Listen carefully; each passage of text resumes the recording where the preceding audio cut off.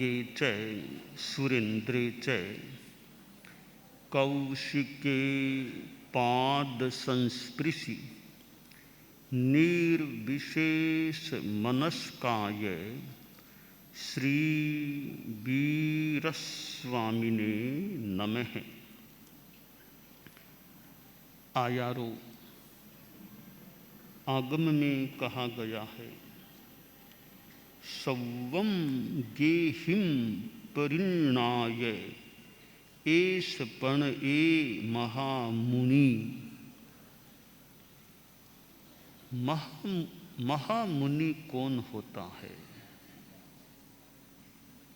जो सब प्रकार की कामासक्ति वृद्धि को छोड़ देता है और धर्म के प्रति, वैराग्य के प्रति, साधना के प्रति प्रणत हो जाता है, समर्पित हो जाता है, वह महामुनि होता है।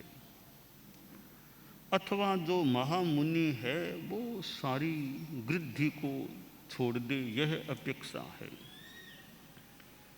समर्पण होना बढ़िया बात होती है। No condition in dedication. समर्पण है फिर शर्त नहीं, इफ बट, किंतु अगर मगर ऐसा नहीं, वो बहुत ऊंचा समर्पण होता है। तो साधना के प्रति, धर्म के प्रति, परम के प्रति ऐसा समर्पण महामुनि का होना चाहिए कि कठिनाई आए तो आए, कुछ मिल, प्रतिष्ठा जाए तो जाए, रहे तो रहे, पद आए तो आए, जाए तो जाए, रहे तो रहे, न रहे तो न रहे, कि परम के प्रति मेरा सर्वात्मना या जितने जितने अंशों में समर्पण है।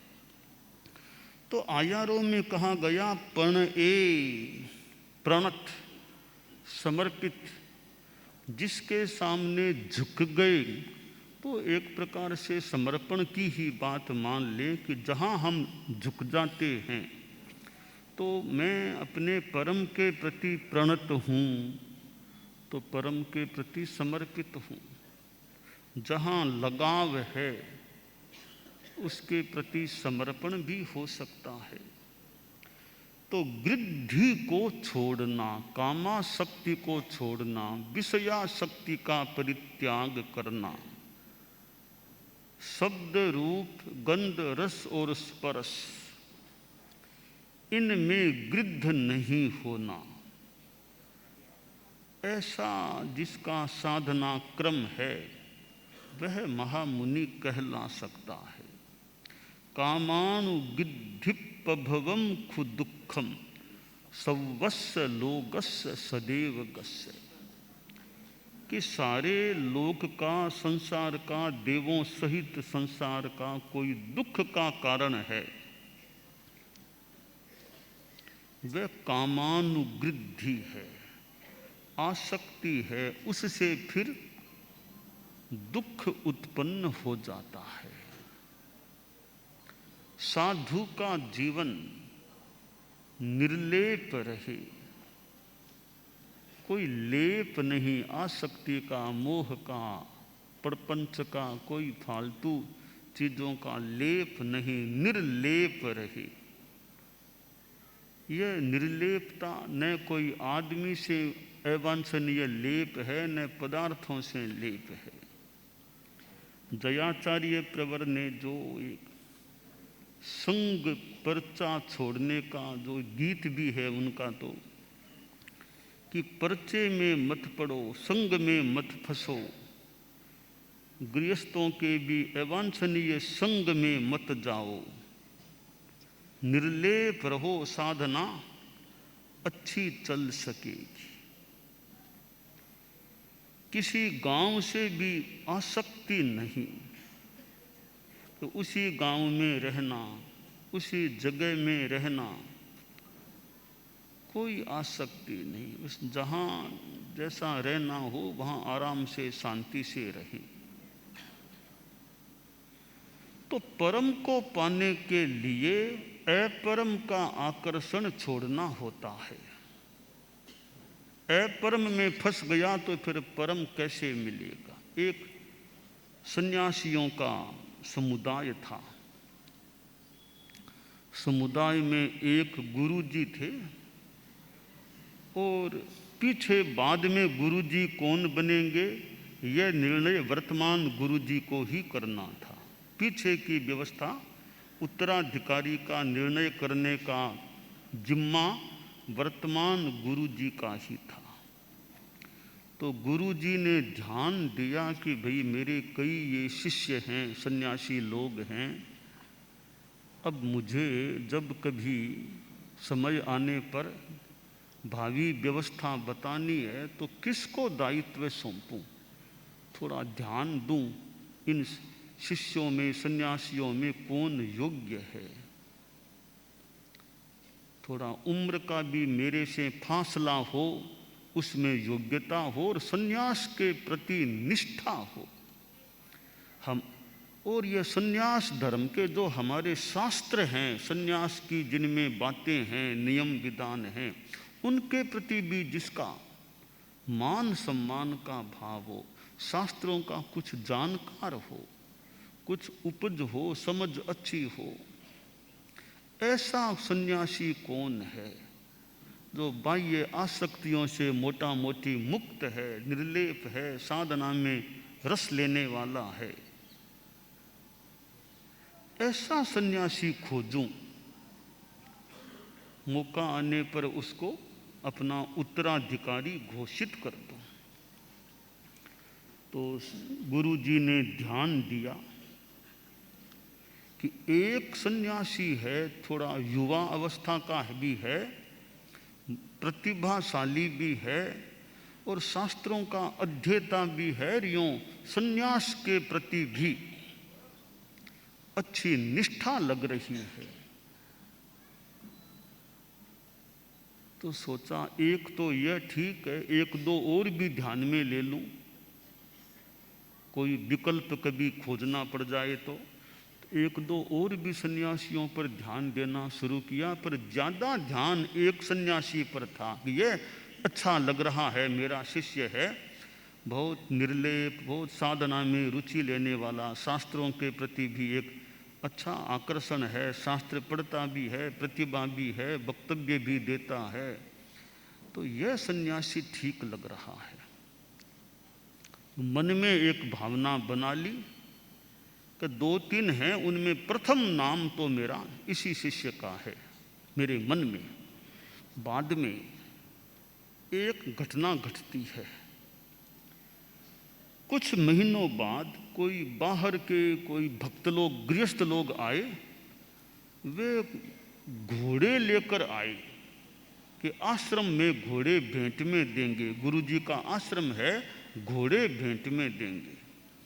तो वो 4 घोड़े लेकर आए, बहुत उच्च कोटि के घोड़े थे, दूर देश से लेकर आए थे। आकर गुरुजी से बोले, गुरुदेव हम तो आपके भक्त हैं, आ रहे थे तो कोई भेंट, सोचा भेंट साथ में लेकर जाएं, गुरुजी का आश्रम है तो आश्रम में ये भेंट दे देंगे। तो ये 4 घोड़े लाए हैं, आश्रम के मुखिया आप हैं, तो हमारी इस भेंट को आप हाँ कर दो, स्वीकार कर लो। गुरुजी का बड़ा यूँ आश्रम था, अनेक चीज़ें अपेक्षित होती थी, भोजनालय भी, रसोड़ा भी बहुत बड़ा चलता था, तरह तरह के लोग सेवादार भी रहते थे, आसपास खुला मैदान था, कई घोड़ों पर दौड़ भी करते थे। तो गुरुजी ने 4 घोड़ों को स्वीकार कर लिया, भेंट को ले लिया और किसी अपने शिष्य से कह दिया, कोई सेवकों को कह दो अच्छी तरह घोड़ों को घुड़शाला में रख ले। घोड़ों को रख लिया। अब वो सन्यासियों ने भी देखा कि आश्रम में घोड़े आए हैं, गुरुजी के भेंट में आए हैं, तो कई छोटे बड़े कई सन्यासी गुरुजी के पास थे, देख लिया। तो वो एक शिष्य जिसके प्रति गुरुजी के मन में था कि इसको कभी उत्तराधिकार सौंपूं, अच्छा शिष्य है, वो गुरुजी के पास शाम के समय आया। बोला गुरुदेव एक मेरी मांग है। सोचा अच्छा यही शिष्य आ गया है, मांग, बड़ी कृपा थी गुरु का। बोलो क्या मांग है तुम्हारी? तो कई सन्यासी यूँ आसपास खड़े थे, बैठे थे। वो सन्यासी बोला गुरुदेव ये 4 घोड़े आए हैं भेंट में, बहुत बढ़िया अच्छी कोटि के घोड़े हैं, तो ये 4 घोड़े आप मुझे दे दो, मुझे बख्शीश में 4 घोड़े मुझे दे दो, इन पर अधिकार मेरा रहे और किसी सन्यासी का अधिकार नहीं रहे, मेरा अधिकार हो। मैं चाहूँ तो किसी को कह दूँ काम लेने के लिए, ताकि घोड़ों पर सारा कंट्रोल, सारा अधिकार, ये सारी संपत्ति 4 घोड़ों की आप मेरे नाम कर दो, मुझे दे दो। गुरुजी को बड़ा दुख हुआ मन में कि जिस शिष्य के प्रति मैंने इतना मन में एक भाव रखा था कि बहुत अच्छा सन्यासी है, निर्लेप है, अनासक्त है, साधनाशील है, शास्त्रज्ञ है, अध्येता है शास्त्रों का, इसको कभी उत्तराधिकार सौंपूं। मैं जिसको निर्लेप अनासक्त मान रहा था वो तो घोड़ों में उलझ गया कि घोड़े मुझको दे दो। मन में दुख हुआ कि मेरा विश्वास खत्म हो रहा है, ये आसक्ति में पड़ गया है। तब गुरुजी ने सोचा मांग लिया तो ना तो क्या कहूं, कि रही मन वे नर मर चुके, जो कहीं मांगण जाए, उनसे पहले वे मरे, जिन मुख निकसत नाय। कि भी जो मांगने जाए वो मर गए, क्या मांगना पड़ता है, पर उनसे पहले वे मर गए जो मांगने आने वाले को मनाही करते हैं, वो उनसे पहले मर गए हैं। तो मांगने आ गया, मांग लिया शिष्य ने, अब ना तो क्या, जहाँ तक हो सके ना तो क्यों करूं। तो गुरु जी ने कहा लाओ कलम कागज लाओ। गुरु जी ने लिख दिया ये 4 घोड़े इस शिष्य के नाम है, इन पर अधिकार इसका रहेगा। पन्ना लिख के उसके हाथ में दिया। गुरु जी के मुख से ये भी निकला, अब वो नहीं दूंगा जो मैं देना चाहता था, अब वो नहीं दूंगा जो मैं देना चाहता था। वो घोड़े दे दी, सोचा घोड़े दे दिए, अब उत्तराधिकार इसको नहीं दिया, इस घोड़ों में उलझ गया, इसको क्या सन्यासियों का अधिकार सौंपना। घोड़ों का अधिकार लिया, उसको सन्यासियों का अधिकार नहीं देना चाहिए। तो गुरु जी ने शब्दों से भी कह दिया और मन में भी कि भी जिसने घोड़ों की मांग कर ली उसको सन्यासी नहीं देना, समुदाय का अधिकार नहीं देना। तो आयारों में कहा गया सब्बम गेहिम परिन्नाय एस पण ए महामुनि। सारी गृद्धि को छोड़ दे। अरे घोड़ों में उलझ गया वे तो, कहाँ साधना जैसी चीज, कहाँ निर्लेपता जैसी पवित्र चीज, उसने घोड़ों की मांग कर ली, यानी छोटी चीज की मांग कर ली, अपरम की मांग कर ली। तो अपरम में उलझ गया, उसको परम कैसे मिलेगा। तो परम को पाने के लिए अपरम को त्यागना होता है, अपरम से आकर्षण छोड़ना होता है, तब परम मिलेगा। परम की बात करूं तो वो उत्तराधिकार भी परम नहीं है, वो भी उसके सामने वो भी बड़ी चीज नहीं है।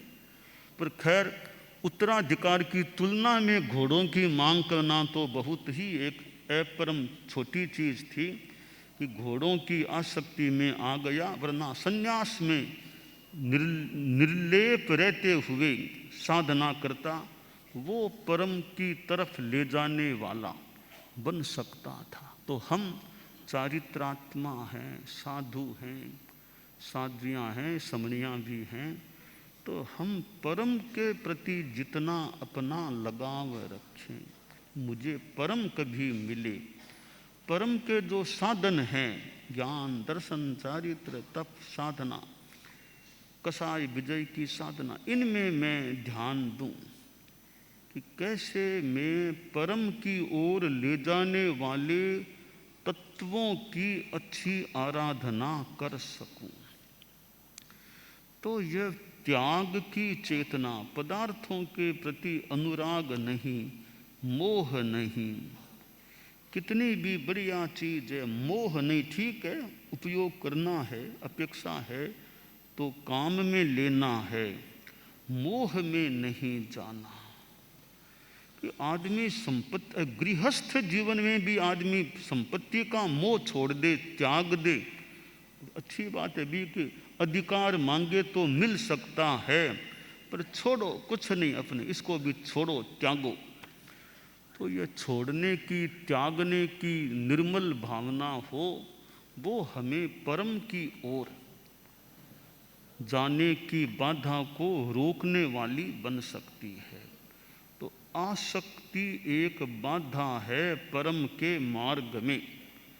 तो हम अनासक्ति की साधना करें।